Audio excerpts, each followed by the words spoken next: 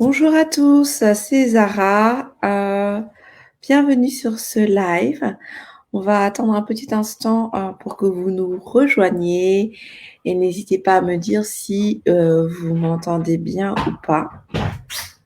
Du coup, si le son est bon ou pas.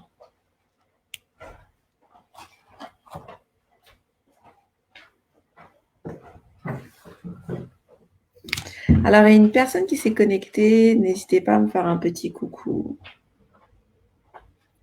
pour me dire que vous êtes là. 3 personnes sont connectées. Faites-moi un petit coucou pour me dire que vous êtes là et que vous m'entendez bien.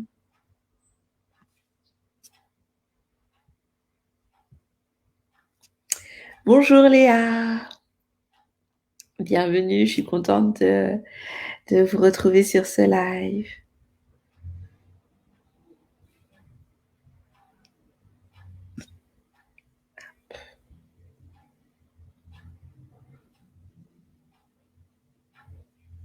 Ah super, bon super si on m'entend bien. Ok, super, bon on va commencer du coup ce live. Hop, je me mets juste en mute sur mes autres appareils. Et avant de commencer, je voulais me présenter. Je suis Zara Nir Yarivoni, je suis sophrologue énergéticienne et j'accompagne les personnes stressées et angoissées qui veulent s'en libérer. J'avais envie de faire ce live du coup suite à un post que j'avais fait sur ma page dans lequel je parlais de la peur et de la peur en fait qui nous gouverne, qui en fait gouverne toute notre vie, notre quotidien. Et j'avais fait pas mal de vidéos, de posts sur ce sujet, mais du coup j'avais pas partagé de live sur ce point. Et le but de ce live, c'est qu'on partage vraiment sur comment est-ce qu'on peut, quelles sont les étapes vraiment à suivre pour se libérer de tout ce qui nous bloque pour être bien et pour être serein dans notre quotidien. Et dans ce live, je voulais vraiment parler de ces sujets-là parce que souvent, on va aller trouver pas mal peut-être de pistes, de recettes toutes faites un peu sur Internet. Et moi, mon objectif aujourd'hui, c'est justement de partir un peu plus de ce qui va bloquer pour vraiment s'en libérer et devenir serein. Parce qu'il y a des personnes qui vont avoir de la facilité à... Bonjour, bonjour Grandia. Il y a des personnes qui vont avoir de la facilité à être vraiment serein dans le quotidien parce que c'est leur nature, mais aussi parce qu'ils ont une manière d'appréhender le monde qui va faire que ils sont plutôt zen, ils sont plutôt cool. Alors, il y a des personnes qui sont naturellement comme ça, mais il y a d'autres personnes qui sont passées par des phases assez difficiles. Donc moi, je fais partie de ces personnes-là. Il y a des personnes qui vont avoir tendance à être plutôt tendues. Moi, je suis partie de ces personnes-là aussi. Des personnes qui vont être plutôt dans la tension, dans les tensions, qui vont être quand ils vont vivre des choses qui seront plutôt dans vous savez, dans le stress, dans les angoisses, dans la surréaction. Et moi, je fais partie de ce lot de personnes-là parce que si on m'aurait défini avant, on m'aurait défini comme quelqu'un d'hyper stressé, quelqu'un d'hyper tendu, quelqu'un qui part au quart de tour, c'est-à-dire que j'étais comme une personne, vous savez, on appuie sur un bouton et hop, elle saute direct. Donc j'étais plutôt comme ça et je me voyais pas du tout être sereine euh, et être zen parce que je pensais que c'était pas ma nature. Alors j'ai continué à être comme ça, à être tendue, à être en action, à être stressée. Et puis j'étais aussi du genre à faire passer tout le monde d'abord avant moi. Forcément, à un moment donné, quand je suis devenue maman, il y avait cette fameuse charge mentale où j'avais tendance à tout porter. Et du coup, forcément, à un moment donné, j'ai explosé, j'ai fini en burn-out. Et puis là, je me suis dit, c'est pas possible, c'est pas ma nature. Ma nature ne veut pas que je sois malheureuse ou que je sois dans ce stress ou que je sois dans ce burn-out. Ma nature, c'est de vouloir être tranquille comme tout le monde, être zen comme ce que tout le monde voudrait en fait. Et donc du coup, je me suis fait accompagner et ma vie a changé. Alors quand je dis ma vie a changé, cela ne veut pas dire que je n'ai plus de problème. Bien au contraire, on a toujours des épreuves dans la vie. Moi, je suis maman d'un enfant différent et quand la rentrée approche comme ça, il y a énormément de choses qui tournent autour de la rentrée. Et donc forcément, j'ai des épreuves comme tout le monde, comme vous, comme d'autres personnes. Et donc l'idée, quand on parle de sérénité, ce n'est pas de se dire demain, je n'ai plus de problème. Parce que là, ça serait mentir de dire que demain, je n'ai plus de problème. L'idée, c'est de se dire comment est-ce que je vis cette vie, comment est-ce que je vais réagir par rapport aux épreuves qui me viennent pour que vraiment je ne sois plus à moins 25 sous terre comme j'avais l'habitude d'être avant quand quelque chose survenait dans ma vie de tous les jours. Coucou, coucou aux nouvelles personnes qui arrivent. Donc du coup, c'est ça vraiment l'idée par rapport à cette sérénité. C'est de se dire comment est-ce que aujourd'hui je fais face à ces épreuves, non pas en mode combat non plus, hein, non pas en mode extrême du type il y a une épreuve, je bataille de toutes mes forces et après je m'effondre, et pas non plus en mode il y a une épreuve, je fais rien, je reste dans mon lit et je suis à moins 25 sous la couette.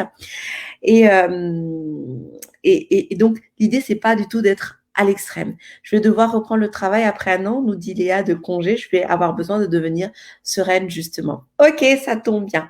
Donc, comment devenir serein?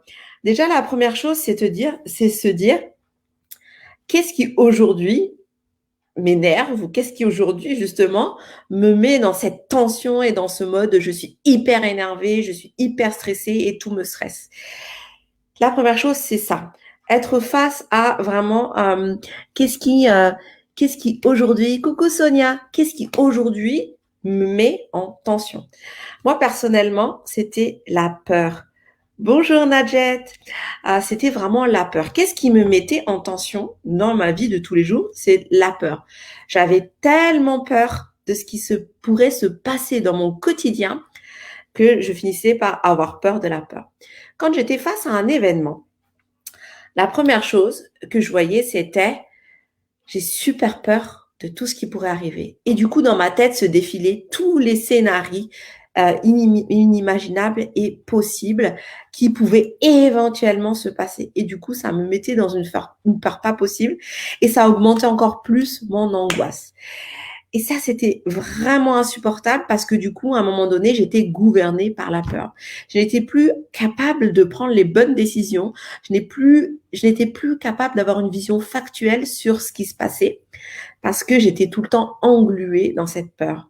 Du coup, j'allais en action, mais toutes mes décisions, toutes mes actions étaient gouvernées par la peur. Voilà. Donc, Léa nous dit, moi, rien qu'à l'idée de reprendre, j'angoisse. Donc, du coup, ouais, c'est bien ça, en fait. C'est se dire, OK, je vais reprendre. Et du coup, ça nous met des images et ça fait, comme on dit, le petit vélo ou cette expression-là. Ça nous met des images, ça nous met une idée. Et donc, ça nous amène cette sensation de se dire, ah, quand je vais reprendre, il va peut-être se passer ça. Et ça crée des angoisses à l'intérieur. Donc moi, c'est exactement pareil. Juste à l'idée, juste d'y penser, eh ben, ça me faisait peur. Alors que j'étais pas encore à ce moment-là. La première chose que j'ai faite, première chose en fait à faire, c'est vraiment de se dire, OK, ça c'est une projection. C'est-à-dire que ça n'y est pas. On n'y est pas encore. On est ici aujourd'hui. Donc, on s'arrête vraiment à l'instant T aujourd'hui. Qu'est-ce que je vis aujourd'hui? Ça n'est pas encore là. J'ai le temps de voir venir. Et comment est-ce que je fais pour justement revenir à moi aujourd'hui? C'est prendre le temps pour soi. Alors, dans mes accompagnements, j'apprends aux personnes à respirer, j'apprends aux personnes à s'écouter. Et s'écouter, ça n'a pas l'air si facile que ça, parce qu'on nous dit souvent, écoute-toi. Prends le temps de t'écouter, prends le temps de t'écouter. Mais comment est-ce que je fais? Je souris parce que je suis la première à pas savoir, à pas avoir su m'écouter et à avoir aussi tendance souvent à se dire j'ai pas le temps. Donc c'est vraiment la première chose, c'est prendre le temps de revenir à ici et maintenant et à s'écouter. Qu'est-ce qu'on peut faire pour faire ça? On peut faire une marche à l'extérieur. On peut faire un temps où on prend vraiment le temps de faire quelque chose qu'on aime. On n'a pas besoin de prendre 1 heure, on n'est pas obligé de prendre 2 heures. C'est vraiment, je m'arrête maintenant, de la même manière que vous vous êtes arrêté pour écouter mon live, pour vraiment pendant ce quart d'heure se dire, OK, je m'arrête et je m'écoute. S'écouter, c'est quoi? S'écouter, c'est partir vraiment de tout ce qui est basique. Partir de notre respiration, partir de tout simplement nos sensations, partir de peut-être une pensée positive. C'est ça, s'écouter. Et c'est tout simplement partir sur quelque chose de basique. On a tendance à se dire, s'écouter, c'est hyper compliqué parce qu'on va faire quelque chose d'hyper compliqué, on va faire une visualisation comme ce qu'on ferait par exemple durant mes séances.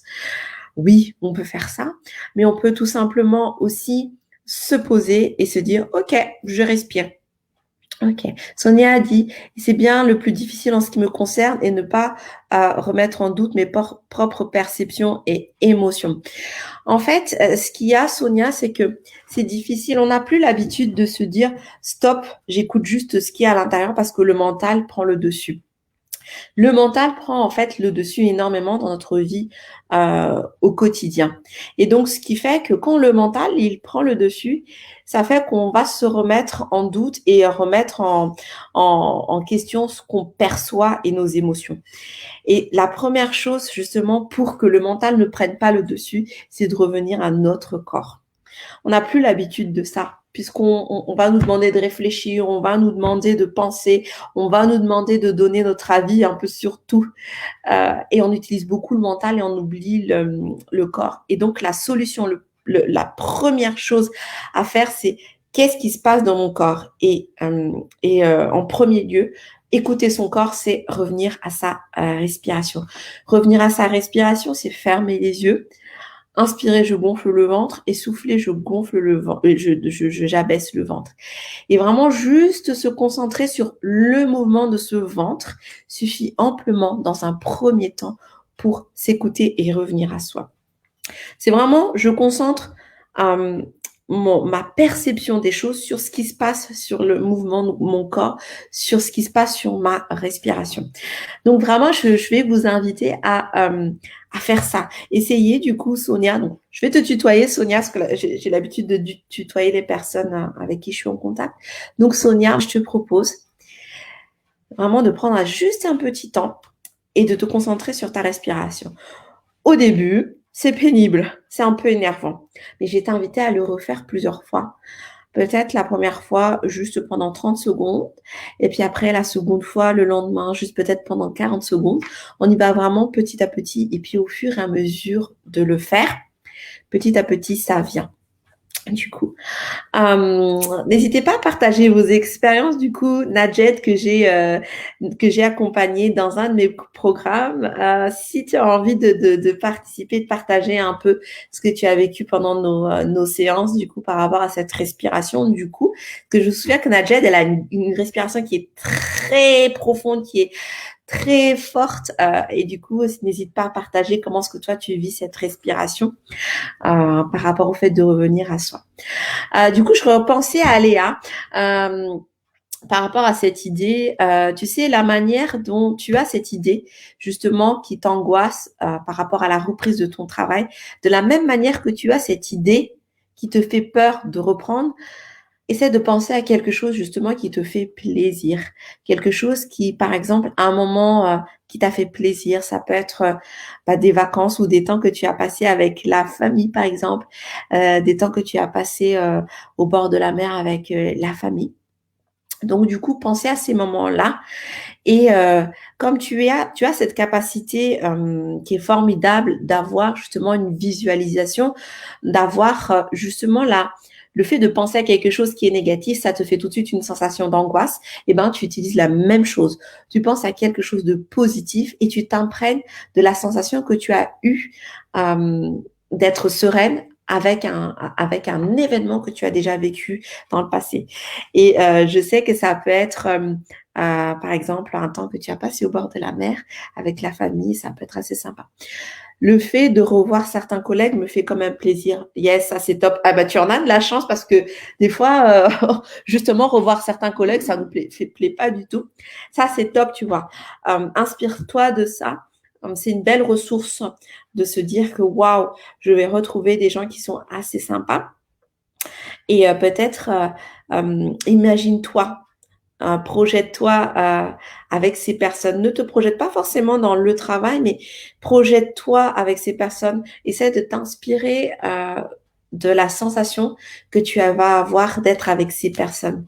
Tu peux aussi essayer de voir justement le visage des personnes avec qui tu vas passer du temps sympa et essaie de percevoir la sensation de ce que ça fait justement d'être avec ces personnes. Et petit à petit, tu vas avoir un peu plus de sérénité par rapport à ça. Ok, alors Nadjet qui nous partage, je mets une alarme 3 fois par jour pour faire quelques respirations de quelques minutes. Yes, je suis fière de toi Nadjet, je suis super fière de toi du coup. Maintenant, ça fait 1 an du coup que je t'ai accompagnée, ça fait il y a 1 an. Donc, je suis super contente de voir que tu continues du coup à respirer et ça, c'est bien. C'est super important de continuer à respirer. Ok. Ouais, et ça c'est bien aussi pour l'alarme. C'est une belle technique pour l'alarme parce que du coup ça nous met du coup une régularité pour vraiment continuer à respirer. C'est super important. Ok, Léa. J'ai bien dit certains. Je n'ai pas forcément envie de tous les revoir. Ouais, je comprends. Oui, Léa, juste peut-être certaines personnes, ouais. Certaines personnes, du coup. Euh, Juste accroche-toi à certaines personnes et mets de côté les autres que tu n'as pas forcément envie de revoir. Ok. Ok, donc Léa, tu me diras, en faisant cet exercice un peu donc 2 exercices, revenir un peu en arrière, prendre des moments où tu étais bien. Donc quand tu sens que l'idée de reprendre t'angoisse, récupère un peu des images du passé, donc plutôt des images de la mer, du coup, et utilise-les. Et puis ensuite, projette-toi avec des personnes avec qui tu t'entends bien pour te dire, voilà, je suis en pleine sérénité pour retrouver ces personnes. Alors, y a-t-il des moments propices dans la journée pour faire la respiration? Alors, la respiration, non, il n'y a pas de moment propice. C'est vraiment, tant que tu peux respirer, tu respires le plus possible. Alors, si on doit aller sur de la théorie, on dit souvent que avant le repas, c'est pas mal, avant de dormir, c'est pas mal, au réveil, au matin, c'est pas mal.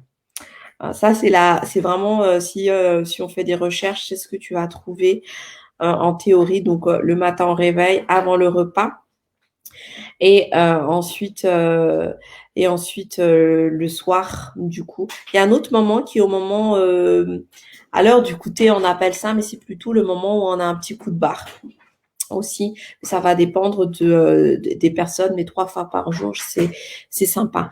Ensuite, il y a si tu as envie d'aller plus loin et si vous avez envie d'aller plus loin aussi pour les autres, il y a la cohérence cardiaque qui est pas mal du coup pour bien respirer et en plus ça nous met en fait la cohérence cardiaque. Vous regarderez, mais c'est vraiment un rythme de respiration avec des règles bien définies et tout. J'ai bien aimé, mais au tout début, si on a envie d'aller simple, on fait des respirations toutes simples et puis ensuite, si on a envie de s'entraîner un peu plus, on peut faire de la cohérence cardiaque. Alors, Léa, la plage de Full Point, quand j'étais petite, on en a parlé encore hier avec mon père, c'est de bons souvenirs. Moi aussi, j'adore cette plage. Alors, pour les personnes qui nous suivent, en fait, la plage de Full Point, c'est une plage malgache, je suis d'origine malgache, et Léa aussi. Son papa est malgache. Et donc, la plage de Full Point, c'est une grande plage, toute calme, et au loin, vous avez des vagues, mais vraiment très loin et très apaisantes. Donc, ok Léa, si la plage de Full Point te parle bien, n'hésite pas à utiliser cette image. Alors, Ava qui nous dit, bonjour, moi, même en mettant des alarmes, je n'y arrive pas. Alors, du coup, Ava, ce que tu peux faire, c'est au réveil. Alors, Voilà, moi, ma technique. La technique que je partage avec les personnes que j'accompagne, du coup, parce qu'il y a aussi des exercices qu'on fait. Euh, Moi, ma philosophie, c'est toujours faire le plus possible d'exercices, mais sur des temps très courts. Parce qu'en fait, si on fait des exercices sur des temps longs, L-O-N-G, ce qu'il va y avoir, c'est que les premiers jours, on va être assidu et puis après, ben, on n'aura plus trop envie, on va laisser tomber. Donc, ce que moi, je conseille, c'est de faire des temps d'exercice courts, mais réguliers. Comment est-ce qu'on fait? Au réveil, on fait une petite respiration. Donc, tu sais, Ava, qu'au réveil, à un moment donné, tu vas avoir ton alarme du réveil et tu vas te lever. Donc, au moment où tu te lèves, une respiration, jusqu'à 3 respirations, ça suffit largement.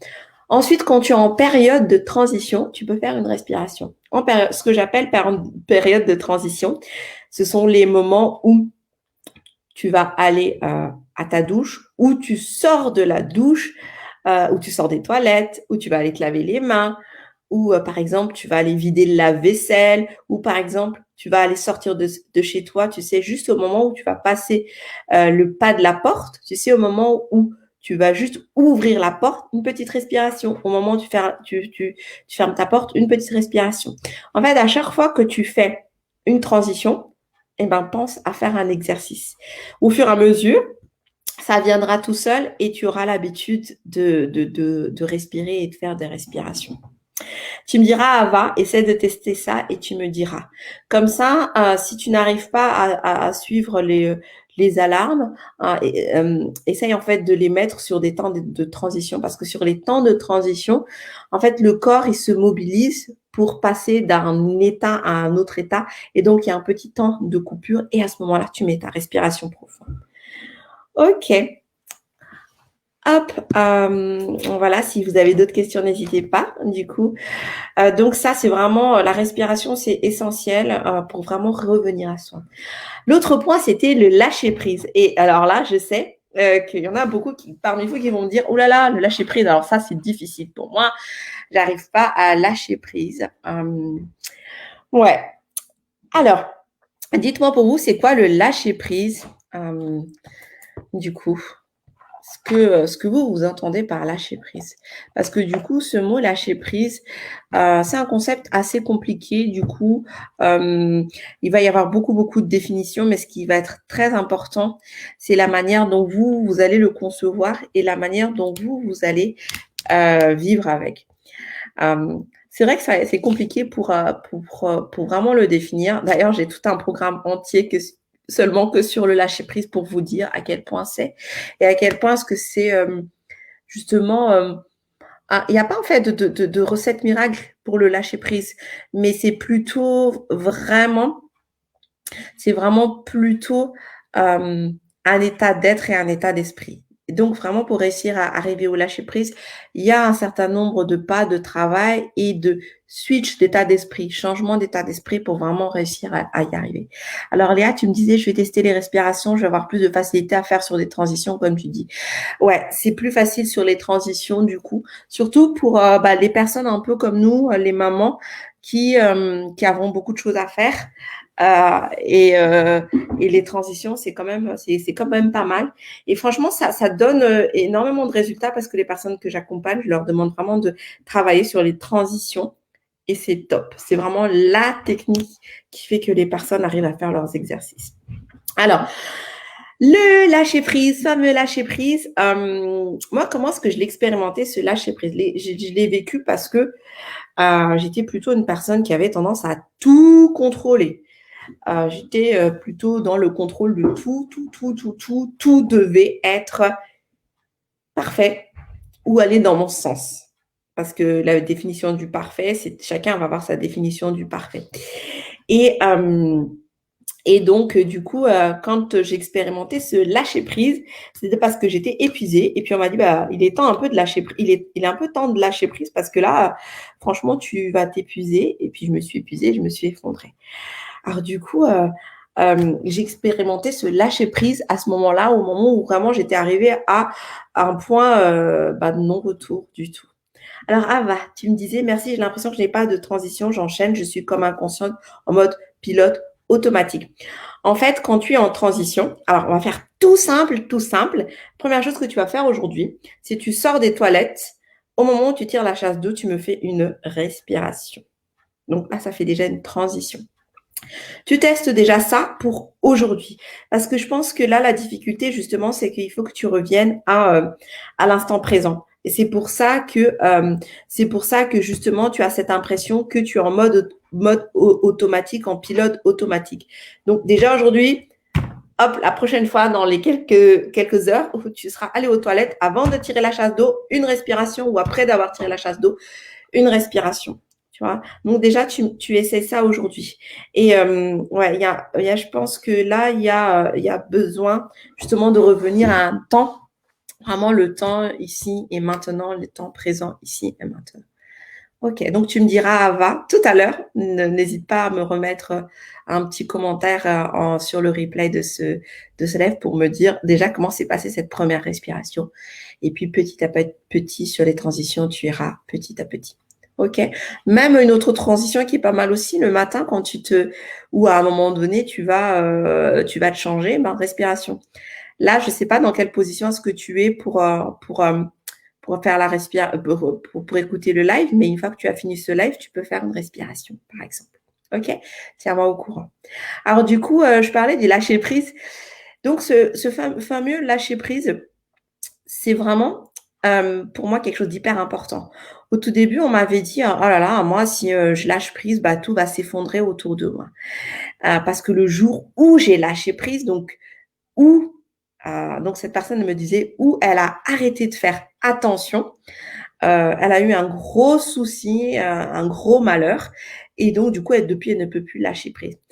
Et c'est là où vraiment, je voulais vraiment revenir à ça. Lâcher prise, ça ne veut pas dire j'arrête tout et je ne fais plus attention à rien. Lâcher prise, ça veut dire que j'arrête de contrôler les choses que je ne peux pas contrôler. Lâcher prise, ça veut dire ça.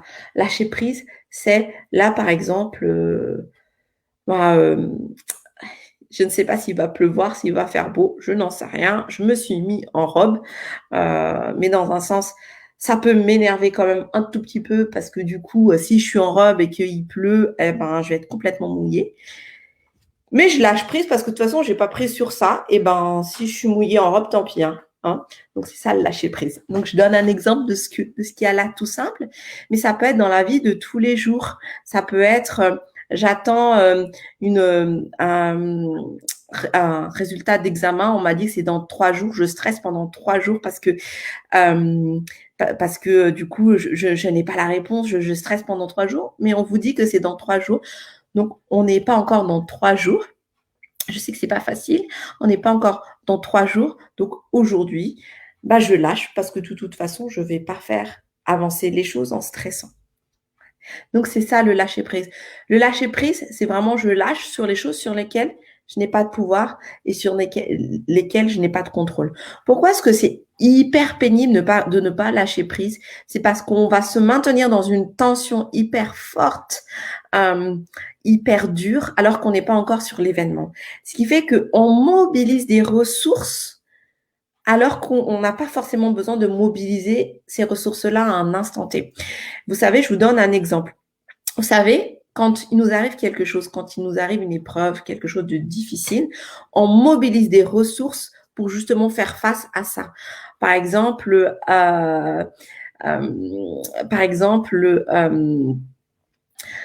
si on a, allez, admettons un dégât des eaux, par exemple. Là, on est obligé de mobiliser des ressources, donc ça nous crée le stress, mobiliser des ressources pour faire face à ça. Donc là, oui, c'est légitime, on mobilise des ressources parce qu'on doit nettoyer, on doit appeler l'assureur. Ok, là, c'est légitime. Par contre, si je vis dans la peur de me dire, peut-être qu'il va y avoir un dégât des eaux, je mobilise des ressources pour rien du tout, parce que de toute façon, il n'y a rien. Donc, c'est là qu'il est nécessaire de lâcher prise. Alors, du coup, Ava qui me dit mouiller en pantalon serait mieux. Bah ouais, pour moi, Ava, mouiller en pantalon serait mieux parce que je n'aime pas trop la sensation d'être mouillée en fait directement d'avoir la pluie sur les cuisses et sur les jambes. Et là aussi, une question de perception. C'est-à-dire que moi, par exemple, c'est ma perception au niveau d'être mouillée, mais d'autres personnes, ça serait une autre perception. Donc, lâcher prise, c'est lâcher prise par rapport à ses propres perceptions. Donc, vraiment, ça, c'est vraiment qu'est-ce qui, au niveau du lâcher prise, c'est qu'est-ce que, sur quoi est-ce que moi, je contrôle, c'est-à-dire que il n'y a aucune vraie vérité. Personnellement, mon mari, par exemple, s'il est mouillé, mais alors, ça lui est complètement égal. Ou quand vous voyez des enfants qui sont trempés, ça leur est complètement égal, bien au contraire. Mais ce sont en fait les critères de chacun. Donc, du coup, il faut se concentrer sur ces critères. Quels sont mes critères aujourd'hui? Qu'est-ce que moi, je mets comme critère qui fait que je contrôle absolument tout? Et c'est sur ça que j'ai à lâcher prise. Parce que ces critères-là, au final, si je lâche, en fait, on dit l'expression il n'y a pas mort d'homme. Ou sur l'instant T, à l'instant sur lequel on est, ça ne va rien m'apporter du tout d'être complètement stressé, d'être complètement tendu. Alors ça, c'est vraiment l'idée du lâcher prise, de comment est-ce on peut essayer de lâcher prise. Et comment faire? Comment faire, il y a tout un travail en fait derrière. Et la première chose par laquelle on travaille, c'est vraiment se libérer de toutes ces tensions, de toutes ces sensations de contrôle, pour vraiment commencer à se libérer de toute cette sensation d'être complètement tendu, serré et ne pas réussir à lâcher prise. Il y a Ava qui nous dit merci, je ne mets jamais de robe. Et ben moi, je mets rarement de robe. Aujourd'hui, je me suis dit, je vais mettre une robe et tout. Donc voilà. Ok. Oui. Donc voilà, par rapport à ce lâcher prise, je vais vous inviter, si vous êtes intéressé, pour de regarder un peu sur mon site internet pour voir un peu ce que c'est que le lâcher prise et comment est-ce que je travaille dessus. Ça va vous donner des pistes sur la manière de vous aider un peu plus sur le lâcher prise. Sachant qu'en fait, il n'y a pas de recette toute faite. Ça serait vraiment mentir de dire qu'il y a des recettes toutes faites pour le lâcher prise, parce que chacun a son histoire et chaque personne a justement son histoire et d'où est-ce que les difficultés de lâcher prise viennent. Il y a des personnes qui vont avoir, par exemple, vécu quelque chose de difficile, de compliqué, qui a fait qu'elles vont avoir des difficultés à lâcher prise. D'autres personnes vont avoir des difficultés à lâcher prise parce que, entre guillemets, c'est leur nature. Mais ça va être plutôt une question de perception, de fonctionnement. Donc là, il y a un travail sur lequel on a à travailler ensemble. Ça va être propre à chacun. Et l'idée, c'est vraiment de se dire pourquoi moi, est-ce que je n'arrive pas à lâcher prise et d'où est-ce que je pars pour essayer vraiment de lâcher prise. Le troisième point, le dernier point que je voulais apporter avec vous, c'était tout ce qui nous bloque aujourd'hui. Ce sont tous ceux en quoi on croit et qui nous limitent. Alors là aussi, c'est pareil. Les croyances, c'est pas une mauvaise chose parce que chaque personne a ses croyances. C'est ce qui fait de nous la personne qu'on est, notre personnalité. Nos croyances, c'est vraiment important. C'est important parce que ça crée notre personnalité aujourd'hui et c'est important. Là où ça va nous poser problème, c'est quand ces croyances nous limitent. Les croyances limitantes nous limitent. Par exemple, de se dire que moi, je ne vais jamais y arriver. Ou moi, alors moi, une de mes croyances limitantes, c'était comme je suis quelqu'un de stressé, je ne pourrai jamais être zen. Pour les personnes qui me connaissent aujourd'hui, qui me rencontrent et qui m'ont déjà rencontré, bah, je dégage apparemment ce côté très zen, ce côté très sereine. Mais demandez à ma famille comment j'étais il y a 10 ans. J'étais plus la même personne. Je suis plus du tout la même personne. Donc, j'avais cette croyance de comme quoi, comme j'étais une personne plutôt stressée, plutôt tendue, plutôt speed, plutôt dynamique, et ben, je n'étais pas en capacité d'être sereine. Ça peut être aussi plein d'autres croyances qui disent je ne suis pas capable de faire quelque chose. Je ne suis pas capable de me détendre. Donc, si je reviens toujours à cette idée de sérénité.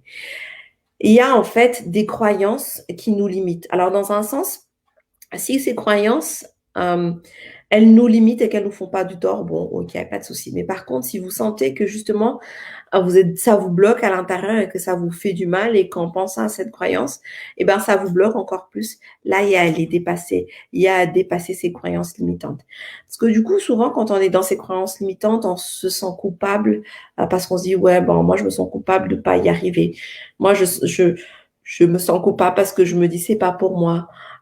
Et moi, je vais vous inviter justement à concevoir cette possibilité de vous dire, peut-être que c'est pour vous, peut-être que la sérénité, c'est pour vous, peut-être que la zénitude, c'est pour vous, peut-être que le fait d'être calme et posé, c'est pour vous, peut-être que le fait de pouvoir déléguer, c'est aussi pour vous.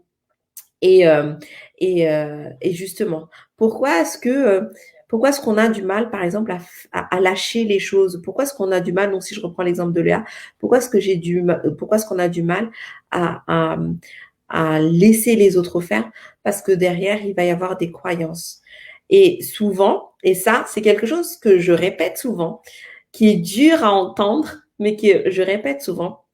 Vous savez, tout part de soi. Je dis pas que les autres en face de nous sont parfaits, hein. Je dis pas ça.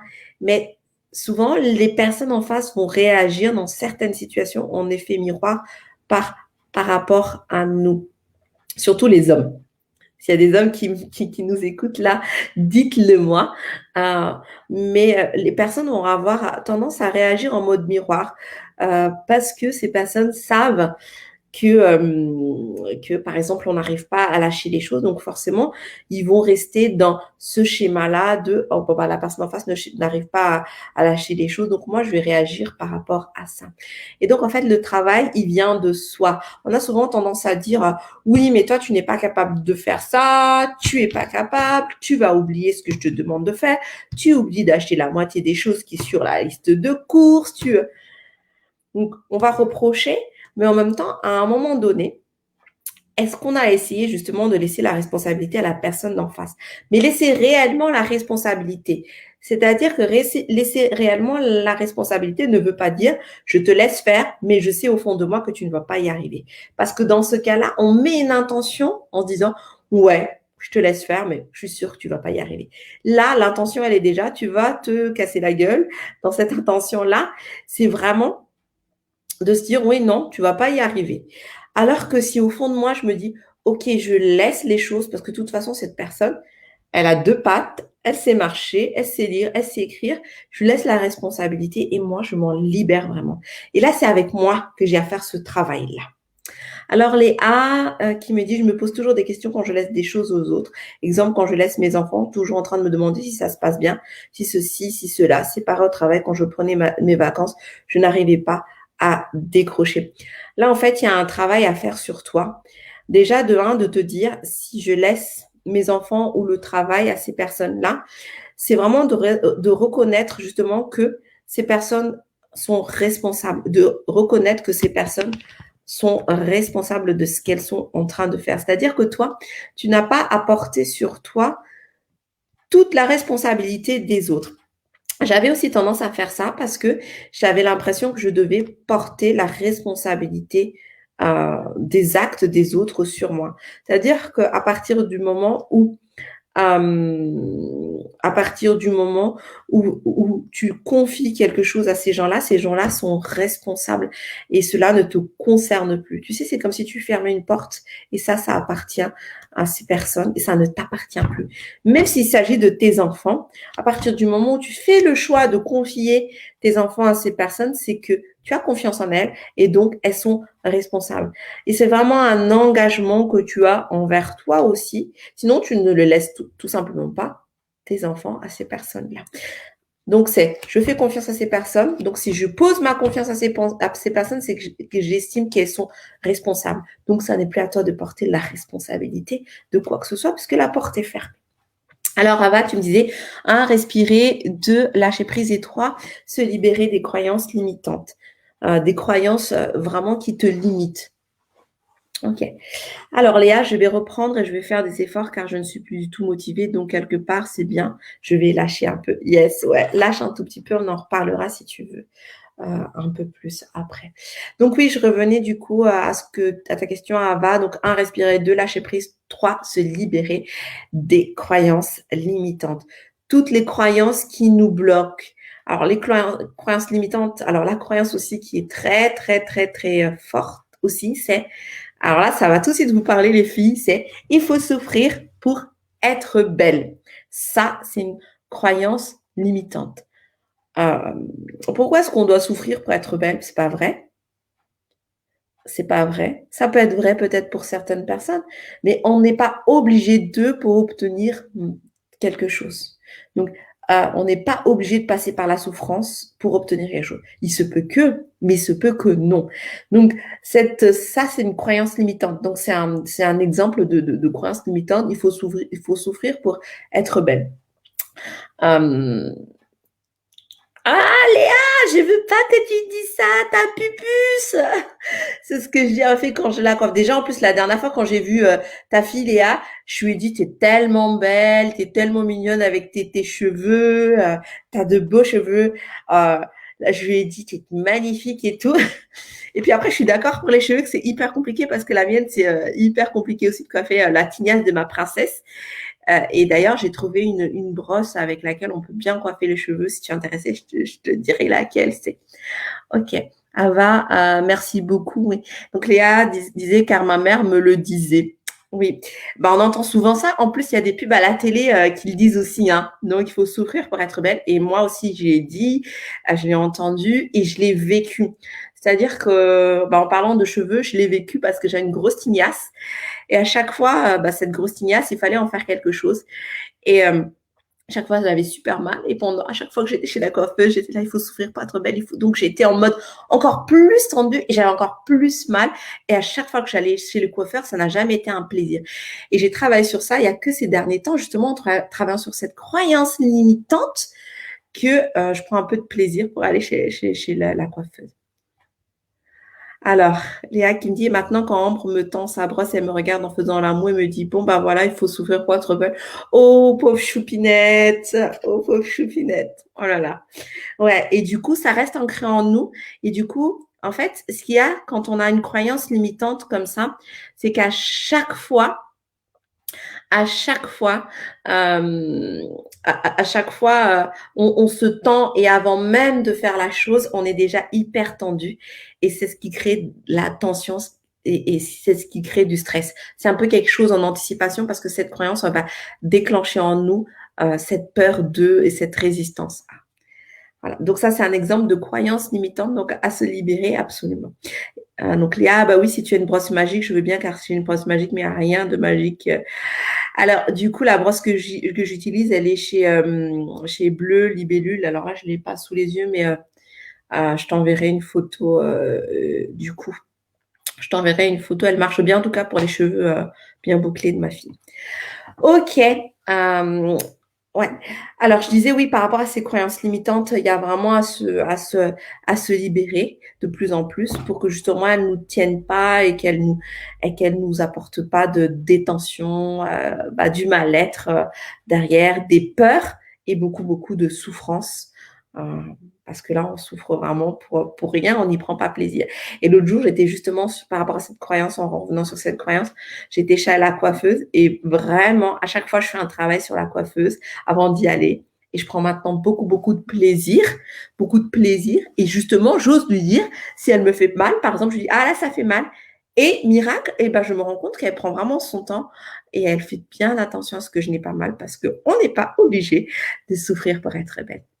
Ok, donc là, c'est un exemple vraiment concret par rapport aux croyances limitantes, mais il y en a plein d'autres. Il y a aussi, je dois travailler dur pour être riche, par exemple. Oui, des fois, on doit travailler pour être riche, mais moi, personnellement, j'ai connu des exemples en entreprise où les personnes, justement, ne travaillaient pas tant que ça pour gagner leur vie. D'autres, oui, travaillaient beaucoup, mais n'étaient pas forcément en souffrance. Donc, cette idée de souffrance pour obtenir quelque chose, c'est vraiment une croyance qui nous limite. Parce que du coup, ça crée une tension, un blocage. Et pour les personnes qui s'intéressent à l'énergétique, parce que moi, l'énergétique, c'est très important pour moi. Donc, l'énergétique, c'est ça nous permet, quand on est vraiment libéré, que ça circule vraiment à l'intérieur et qu'on soit vraiment, vraiment dans le fonctionnement optimal et qu'on soit vraiment en vibration la plus haute. En énergétique, on travaille vraiment ces blocages et on se rend compte que plus on a ces croyances limitantes, plus on est tendu et plus on est bloqué et plus l'énergie circule moins. Du coup, on a mal au ventre, on a mal au dos, on est bloqué partout. À chaque fois, on a du mal à respirer. Et c'est hyper important, justement, là, ça vient des conséquences de ces croyances limitantes qui viennent bloquer notre énergie pour que ça circule librement. Alors, Sonia, tu me dis, ma mère aussi, pas pour les cheveux, mais pour le poids, par exemple. Maintenant, les rides et compagnie. Résultat, tout le temps, contradiction entre ces injonctions et mes besoins et ma lettre. Oh que oui, et encore pas que sur le physique. Et encore pas que sur le physique, évidemment. Des tonnes d'injonctions qui bloquent, oui. Ce sont toutes ces injonctions qui nous bloquent aujourd'hui. Et on a vraiment besoin de s'en libérer pour vraiment retrouver la personne qu'on est. Et vraiment être libre parce que justement, chacun va avoir ses propres critères, sa vie. Et tout ça, ce sont plein d'injonctions. Hein. Plein d'injonctions. Et je lisais, alors je vais vous parler donc là, on est en train de parler du physique. Le physique, c'est vraiment des exemples tout simples à comprendre, mais on peut parler de plein d'autres choses. On peut parler des diplômes, de faire des grandes études pour réussir et tout ça. D'avoir un super job pour vivre bien sa vie, pour d'avoir beaucoup d'argent pour être heureux. Il y a plein d'injonctions, mais je voulais revenir sur le physique parce que du coup, en ce moment, il y a des modes, entre guillemets. C'est intéressant de voir ces choses-là, à quel point est-ce que finalement, ce sont des injonctions dans un sens que dans l'autre. On va parler de poils. Il y a quelques années, au tout début, l'épilation, ça n'existait même pas, du coup. Ou ça existait dans plutôt certaines cultures. Puis, il y a eu le moment où c'était épilation totale pour tout le monde, parce que ceci, parce que cela. Et maintenant, on revient dans une autre manière d'être, où finalement, on va laisser pousser les poils, ou parce que justement, on va se libérer de ces injonctions. Vous voyez à quel point est-ce qu'on est tout le temps en train de revenir sur les choses et on se met à chaque fois des injonctions. Parce que l'être humain a besoin de mettre des injonctions, des espèces de barrières, des espèces de choses. Et pour moi, ce qui est important, c'est d'être complètement libre et de se dire, moi, qu'est-ce qui me convient? Si ce qui me convient, c'est l'épilation, je m'épile. Si ce qui me convient, c'est de garder les poils, je garde les poils. Et c'est super important de revenir à soi et de se dire, moi, qu'est-ce qui me convient à moi? Peu importe ce qu'il y a autour de moi aujourd'hui. Et là, c'est vraiment une vie libérée, simple et qui nous correspond. Et c'est là vraiment, je pense, la clé de la sérénité et du bonheur. J'arrive à la fin de ce live. On a passé ces super 47 minutes ensemble. Merci beaucoup à vous pour ces interactions. J'espère avoir le plaisir de vous retrouver bientôt. Alors, pour me suivre, toujours sur cette page, n'hésitez pas à continuer à me suivre sur cette page. Donc, Ava, tu me disais, oui, il y a peut-être un juste milieu. Oui, il y a un juste milieu. Et le juste milieu, c'est celui qui te convient à toi, qui nous convient à chacun d'entre nous. Alors, pour me retrouver, donc là, vous avez mon site internet www.sophro-zara.com. N'hésitez pas, si vous avez envie d'échanger avec moi, échanger avec moi. Si vous sentez aujourd'hui aussi que vous êtes bloqué, que vous avez besoin d'être accompagné, n'hésitez pas à venir vers moi. À voir aussi dans mes programmes ce qui peut vous correspondre et aussi à voir avec moi justement lors d'un temps gratuit en individuel quelles sont vos problématiques et comment est-ce que moi je peux vous aider aujourd'hui. Donc www.sophro-zara.com. Nadjet, tu pourras nous parler du Reiki. Oui, je pourrais, on pourra je pourrais faire un live sur le Reiki. Pour moi, ce qui est très important par rapport au Reiki, c'est pas seulement le Reiki en soi, mais c'est vraiment l'énergétique du coup. Vraiment l'énergétique, ce que ça peut vraiment apporter à chacun. Et n'hésite pas à venir me revoir, Nadjet, si tu as envie de tester un peu le Reiki aussi en cabinet. Alors Léa me disait toujours la société qui change les codes et nous on est vite perdus. On veut pas faire comme tout le monde, mais on se force car on se dit sinon on sera mise de côté. Et celle-là, t'as vu, elle fait pas comme tout le monde. Ouais, je vois bien ça. Du coup, Léa. Euh, du coup, ouais. Après, tu sais, à un moment donné, on se libère en fait de ce que les gens vont dire. Au début, on se dit oh là là. Alors au début, c'est les gens disent ça de moi. À un moment donné, on se dit je m'en fous de ce que disent les personnes, mais en fait, j'y arrive pas. Mais ça, c'est un travail qui va venir petit à petit que tu feras sur toi, de se dire quand toi tu te mets au centre de tout, petit à petit, c'est comme si tu renouais avec toi parce que tu vraiment ta meilleure pote quoi, ta best friend c'est toi, ta meilleure amie c'est toi. Et au fur et à mesure, en fait, tu arrives à te libérer de ce que les personnes vont penser, vont dire, parce que ta perception va être différente. Ok. Alors, du coup, et puis tu sais, à un moment donné, les personnes, en fait, ça fait un tri, c'est-à-dire que euh, mais on se force car on se dit sinon on sera mise de côté.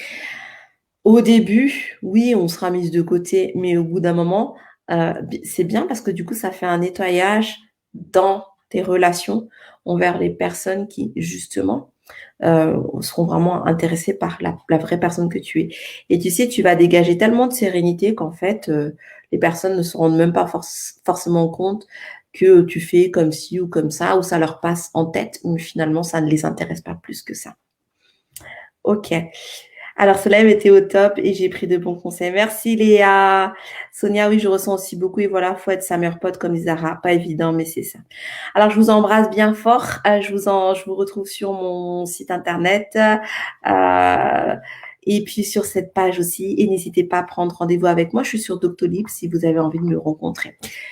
Ok, je vous embrasse bien, bien, bien, bien, bien fort. Et avant de partir, je voulais juste tirer une petite carte. Vous savez, j'ai des petites boîtes pour cultiver la joie de vivre. Je voulais juste tirer une petite carte. Elles sont assez sympas. Il y a plein de petites citations. Et je voulais en tirer une, et ça tombe bien, c'est celle-ci. J'arrête de courir. Savourer le plaisir de conduire lentement, de se balader le nez en l'air ou de parler un moment avec la boulangère, c'est reprendre possession de son temps et remettre un peu de joie dans son existence. Donc, je vous partage ça. J'arrête de courir et cette citation. Et j'espère qu'elle va vous accompagner pendant cette belle journée, cette belle semaine. Et je vous dis à bientôt. Je vous embrasse bien, bien fort. Ciao, ciao.